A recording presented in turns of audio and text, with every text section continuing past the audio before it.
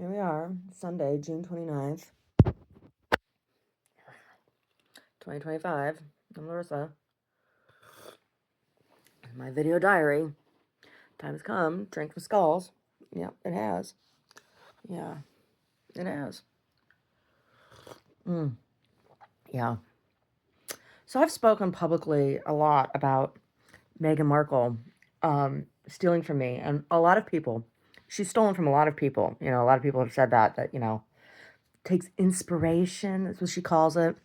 She gets inspired. I'm inspired. I'm going to take what you did. And then they you know, quash anybody else's ability to make money. She's a bully. She's a bully, and she's talentless, and she steals all the time. So the first time she stole from me was I released a publication called D Review, and D Review, that's, the first letter of my last name. And also I went to college in Detroit, and Detroit's called the D.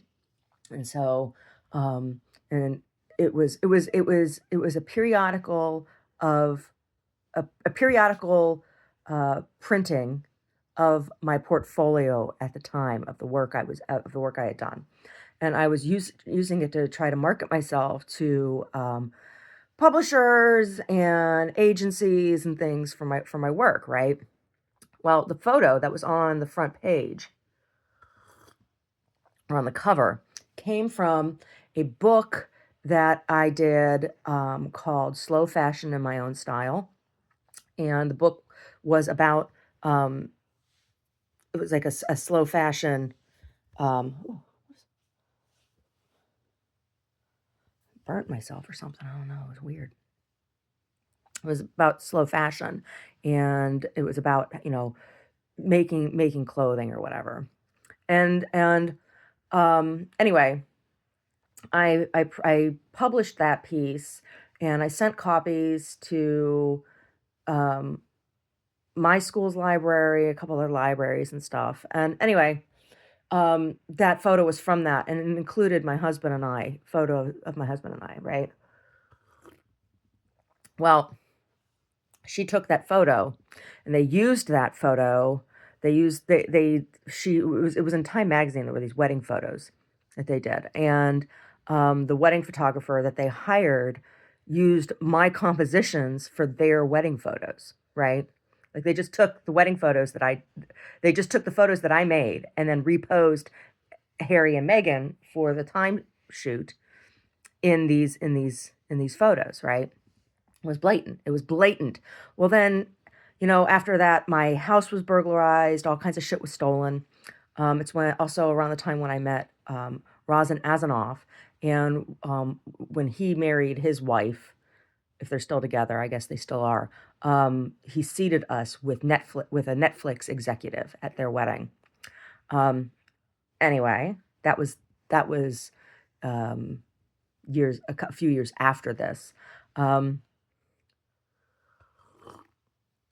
Yeah, so in between then, after our place was burglarized in Oakland numerous times, and I was trying to find people to play music with for music that I had written, and in the meantime, I've had that music stolen as well. It was also published in this piece, D Review. It has an ISBN number and everything. Yeah, it was sold on Amazon, used CreateSpace. So like CreateSpace was an Amazon self-publishing platform, and they blocked me out of my account, so that I couldn't see royalties, and they stole all my royalties basically. Amazon did. Jeff Bezos stole all my royalties. Yeah, it's a content mill, and they dole their shit out. That's why it's so funny to me that he didn't invite, I guess I saw a headline that he didn't invite her to his wedding. Oh, Jeff, did you get caught? Are you mad because she stole, and it can come back to bite you in the ass?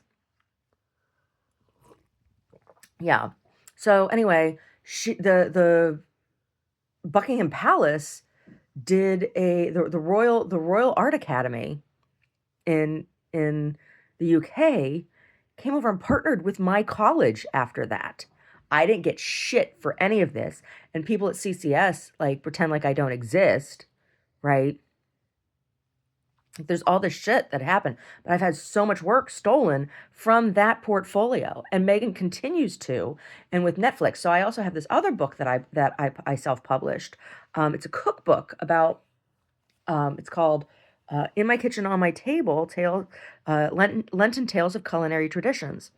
Well, the Netflix stuff, they took aesthetics and like storylines from my book, my work, right? Meanwhile, it's like I can't get a formal publisher. I have to self-publish everything. And a copy of that book was stolen out of my when I had my gallery space in Saratoga. A copy of that book was stolen after it was printed. Yeah. After I had them printed, it was a copy of that book stolen. Yeah. Yes. Yeah. Yeah. And I believe that I was singled out because I wrote letters to Queen Elizabeth.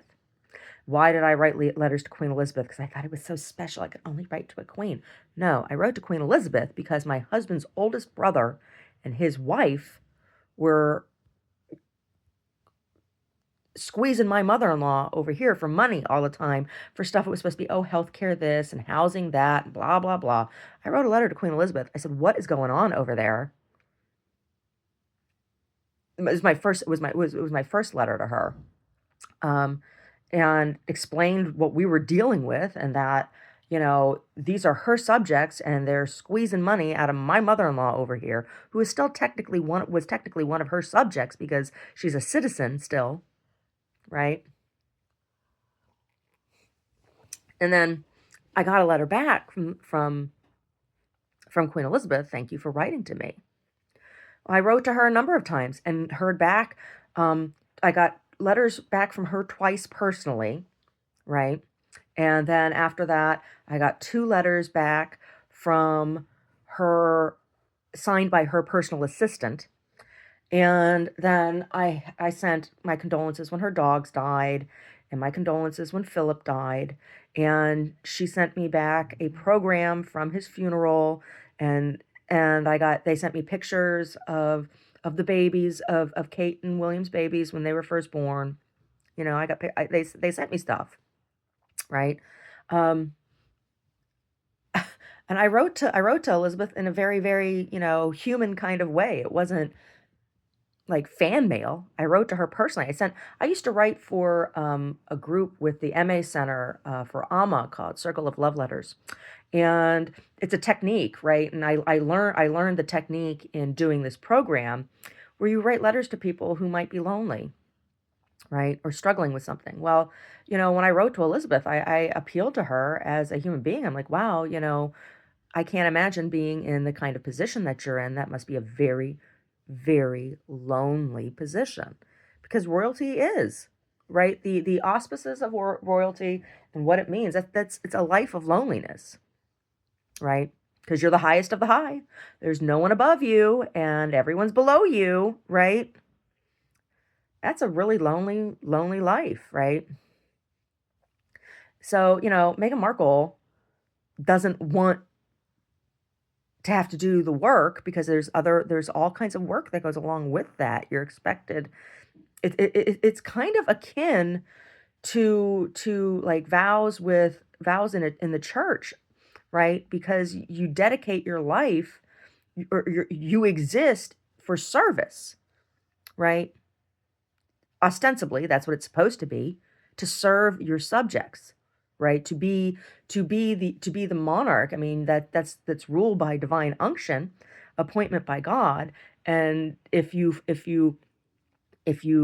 buy into all of that, then in order to serve God in the highest way, you must be servant, right? So that's why they do charity. They call it charity work, but it's not really charity. It's what their life's work is. And Megan doesn't want to do any of that. She just wants the fancy clothes. See, like, they don't own any of that stuff. Like, the royal family, their belongings, aren't really theirs. They belong to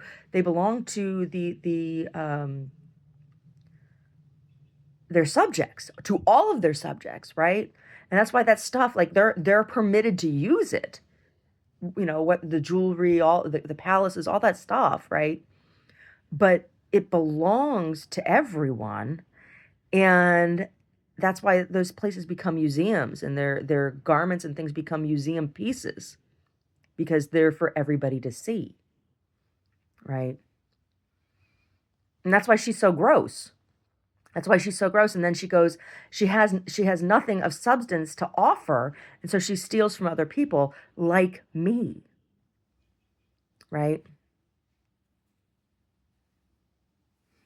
And I'm not the only person she's stolen from. I'm just saying this is how I came to be in that fold. Well, it's part of how. There's more to the story than that, but some things are on a need to know basis, right? Mm.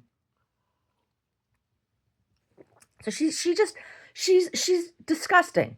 She's grotesque. She has taken all of these things that I have worked and labored over, that have been my actual life, and she's getting multi-million dollar deals from Netflix.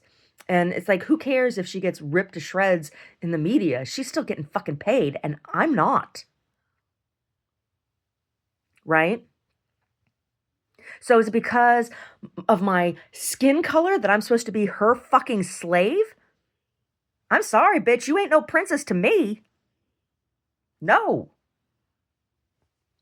No. Right? Go live in Disney.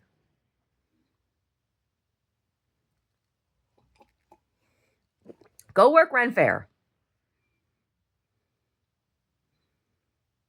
Right? Go play princess. She's getting paid. She's getting fucking paid. She's gross. And so much has been taken from me. So much. From my magazine, from my book, from all of my publications, right? And I'm paying to make those. I'm not getting paid to do them. And she just take, take, take, take, take, take, take, take, take. Right? Yeah. I don't believe in monarchy as a style of government. And I still acknowledge people who are in positions of royalty as human beings. And I wrote a letter to Elizabeth and to Charles both about that. You know, I understand what monarchy is, right? And I still have compassion for their humanity. It's the same. The Pope is a king as well. The Pope is a form of is a monarchy. He's not my king. No. He's supposed to, his whole thing is, it's based on Peter, and Jesus said, Peter, you are my rock, and on you I build my church. And that is the position of the Bishop of Rome, is to be king, right? To sit in place on the throne until Christ returns. Right? Yeah. Yes, the Vatican is supposed to be Christ's throne, left vacant until he returns, being kept warm by whatever old man's butt is sitting in it. Yeah. I don't believe in monarchy. I don't. As a Christian, the only king is Christ, and sorry, he's not here yet. Right? So, while I can be respectful of the dignity of human beings, I don't respect their monarchy as government over me, right? Mm, yeah. Yeah. Yeah. Yes, that's the whole shtick. And there's more to it. Like, so the end time prophecy is that all of the kings of all of the original tribes will rise up, and there will be great battle and tumult, and eventually it will come down to two kings left, and those two kings will battle, and the king that survives the battle is supposed to be Christ. That's what the prophecy is. That is what the prophecy. That is That is the prophecy of Fatima. It's one of the mysteries, right? And that's what all of these people are fighting over. That's why Putin wanted had imperial um, um, ambitions, like to re-imperialize Russia. The Russian monarchy has already fallen, right? So like the prophecy, all of these monarchs that fall. That's why it was such a it was it was the Indonesian princess that was knocked out of the running. She was supposed to be the heir of the throne, and during she got COVID vaccine and went into a coma. Is she still in a coma? Is it an Indonesian princess?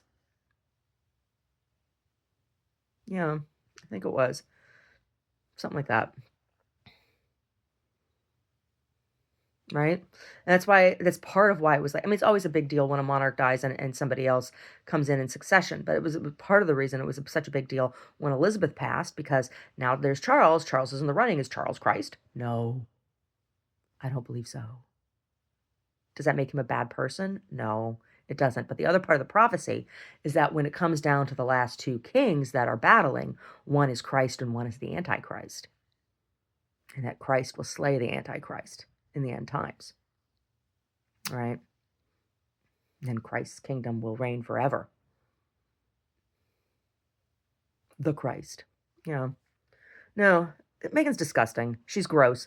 And she goes out there and starts talking all the shit that she's talking about. Oh, my mom, she went out with vendors and she made clothes and sold them. Oh, really, bitch? Did you ever wear any of the clothes your mommy made? Did you? Did you wear clothes your mommy made? Because my mommy made me clothes. And when I was in high school, I wasn't making scrunchies and selling them. I was making clothes and wearing them.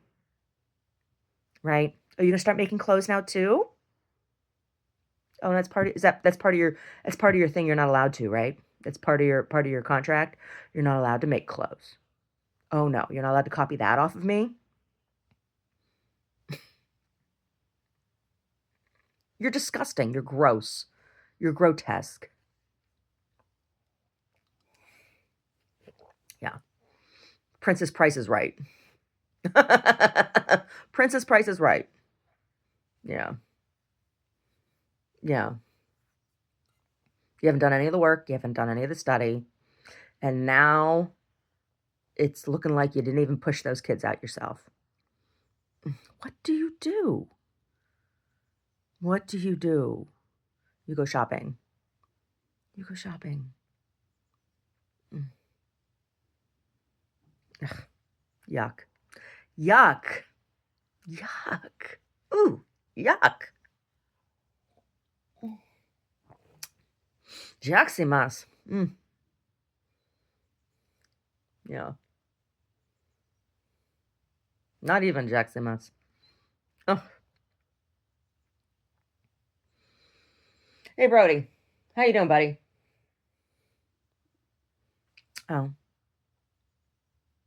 You see my big fat neck? Is that? Yeah. Yeah, that's as a result of being stuck with a needle.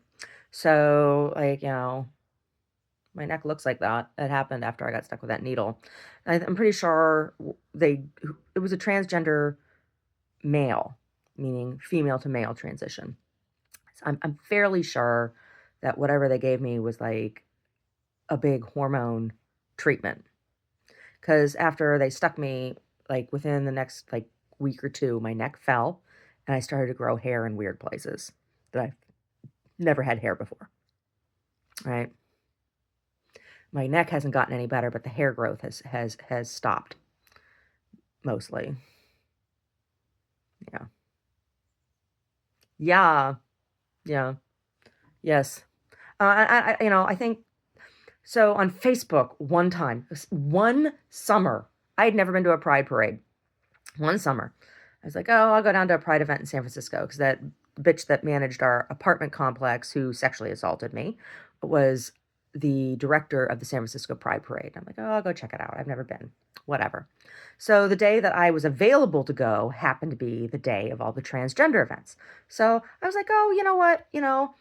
I've known a couple transgender people, whatever, this is something I'm not super familiar with, whatever. I want to go down and talk to people and hear about their experiences and their lives and whatever. And what all was at the transgender event in San Francisco the day I went. Um, they had lawyer booths, for employment rights. There were employment right lawyers, and there were medical consultations, and there were like community center stuff, and there were a couple clothing vendors, right? And I met a couple people. You got a goodie bag when you went. The goodie bag had a sticky note pad from an employment rights lawyer, and a pen from a health clinic, and a T-shirt that said something about trans rights, and I think there was like a glow stick, and I don't know, something else. It was. I was like, oh, okay, whatever. And I chatted with people, never because I thought I was trans. I went down because how do you talk about something if you don't have firsthand knowledge about it, or or some kind of substantial education around something, right? I was at Dolores Park, I think it was Dolores Park, I think is where it was at. And mostly I sat on the hill, and they had street vendor food, whatever. I think I had like a, a veggie corn dog or something, and chatted with there was a person there who was explaining to me that it was something that they used to do in private, and that they were just starting to come out to their family and living as a woman. This person did not look like a woman at all, very obviously male.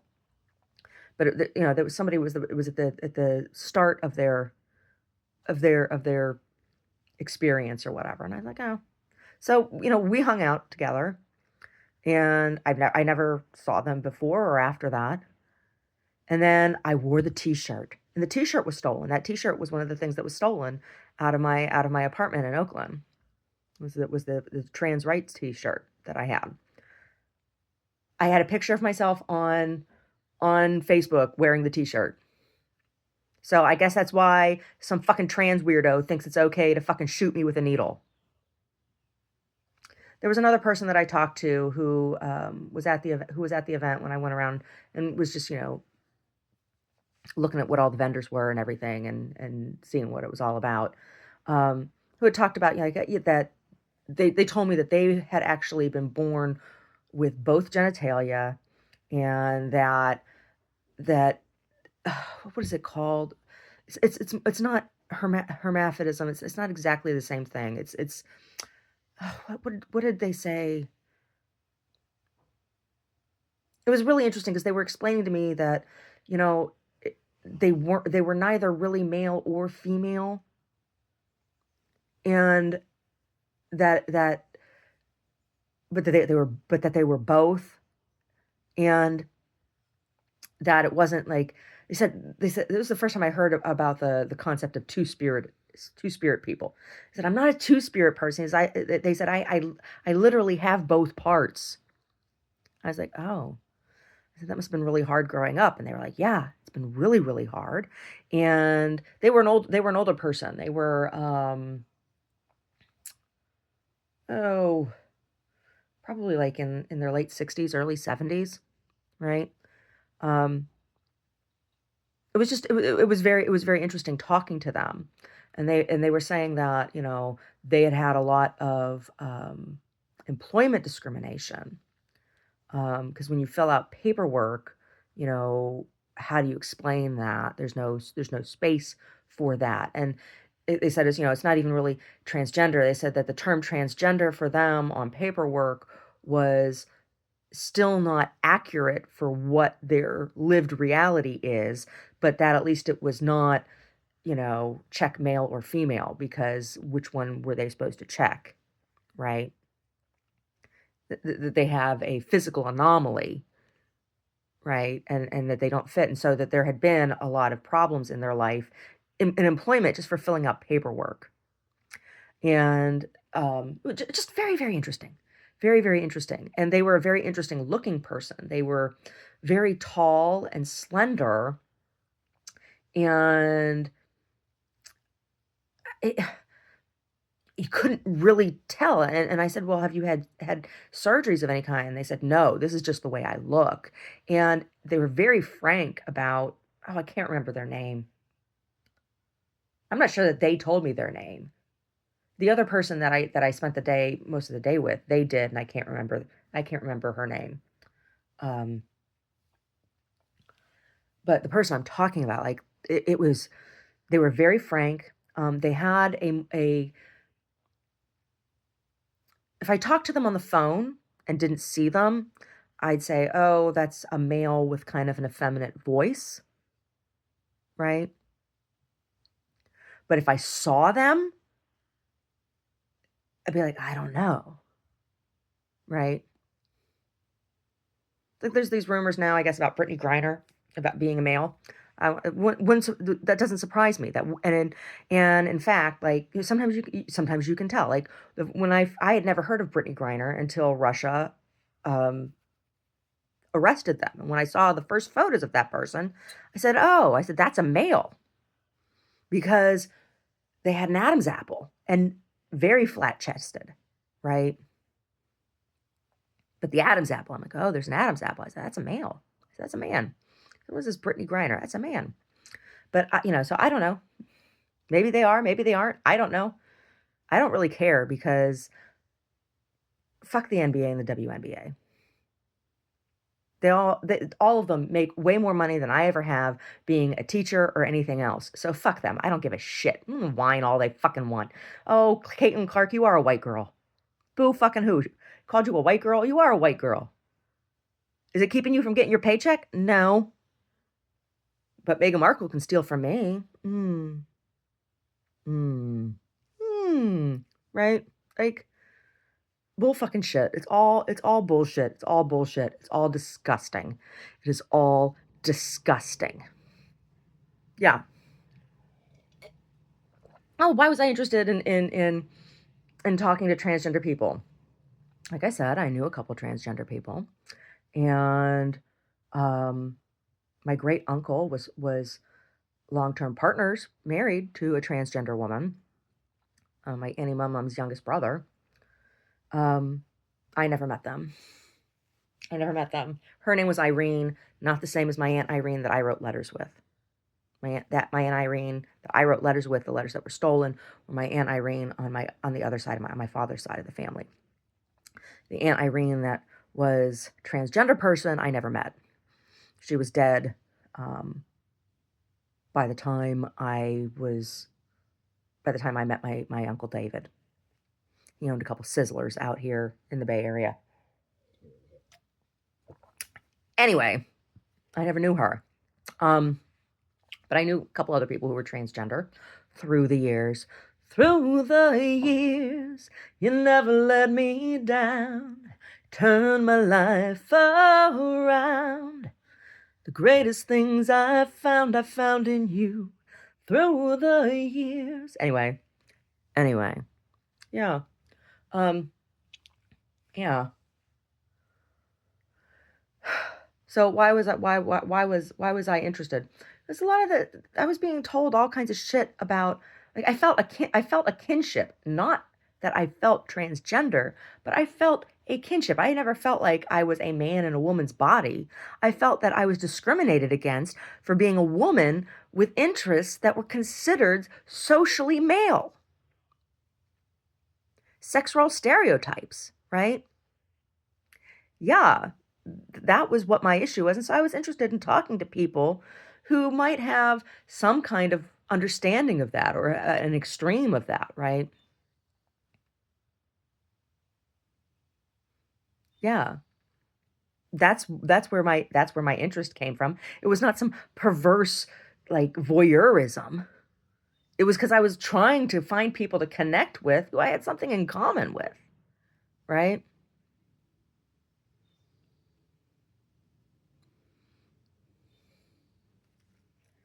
Yeah. Because I'll tell you what, the gay men at the church weren't fitting that bill. And when you talk about because I was spending a lot of time at church, and there are a lot of gay men in the church. And when they talk about sexual abuse in the church, it's gay men in the church that are doing it. I mean, if you have a priest who's abusing little boys, it's because that priest is a repressed faggot. That is what it is. Yes. Yes. That is what this hag knows. Yes. Ugh. And the way that they abuse women, very, very rarely is it sexual. In the Orthodox Church, maybe. In the Orthodox Church, but, those guys are allowed to marry, right? Those guys are allowed to marry. So, like, heterosexuality is celebrated within the Orthodox Church, right? So, but in the Catholic Church, it's very, very rare that you hear about a priest sexually abusing a woman. It's boys, right? They abuse women in other ways. They abuse us in so many other ways. Right? Coercive control and slandering and theft and oppression, stealing from widows. Oh my God, they steal from widows. Yeah. To keep them subservient to the church. Oh my gosh. Because who runs the church bazaar and works in the schools and all that shit? They're totally abusive of the nuns. It's pure misogyny. It's misogyny at its worst because it's gay male misogyny, right? You don't get more misogynistic than gay men who hate themselves and their mothers, which is every gay man in the fucking church. Yeah. Oh, yeah. Yeah. Oh, my gosh. Oh. Oh. Awful. Awful. Awful sauce. Awful sauce, right?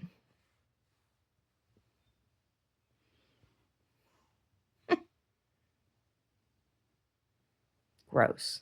They're gross. They're gross.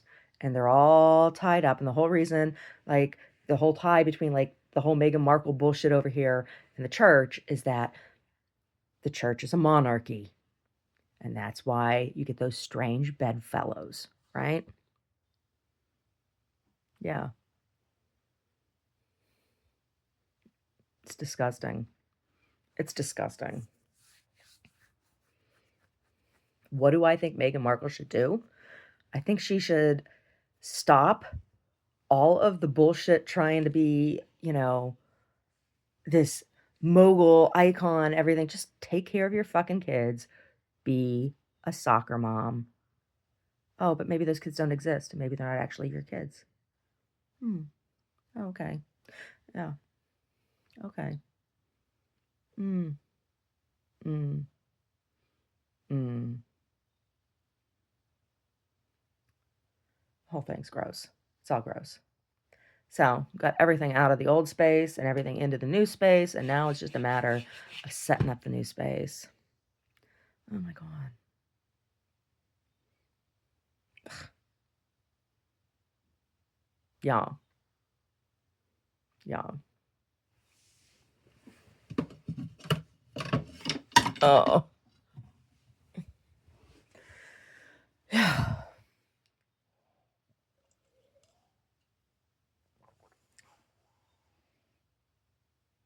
Ugh. I guess my family was also irritated because I sent Christmas gift one year for my nephews. I bought this book at the museum here in Santa Cruz it was a children's book, and I saw the book as an anti-bullying opportunity. I have a niece, not by blood, but, child of a very close friend. We don't speak anymore. And then my nephews. And so this book was about this little boy who liked to wear dresses. And he finally meets a friend, a girl who doesn't judge him, right? And he's allowed to be, the book is about how his mom lets him wear his dress at home, but tells him he's not allowed to wear his dress to school and blah, blah, blah, blah, blah.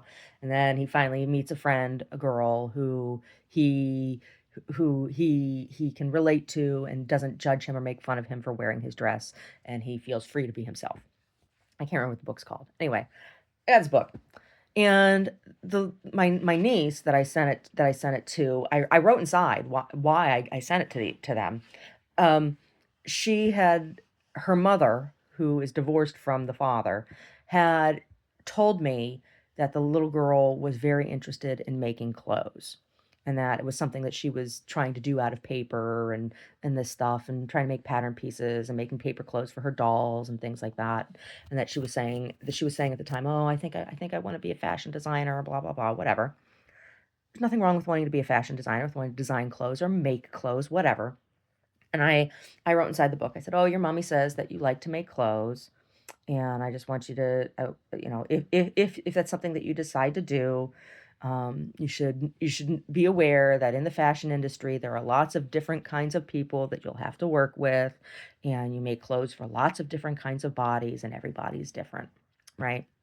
So that was my information to her. And then to my nephews, it was just like, please don't pick on these people. If you meet somebody like this, don't pick on these people. That was it. But evidently that was offensive. Evidently that was offensive. Well, whatever. Trans people, one of yours stuck me and did this to my fucking neck, right? Mm, yeah, yeah, disgusting. Gross. Everybody's gross. People are horrible, horrible animals. Horrible, horrible animals.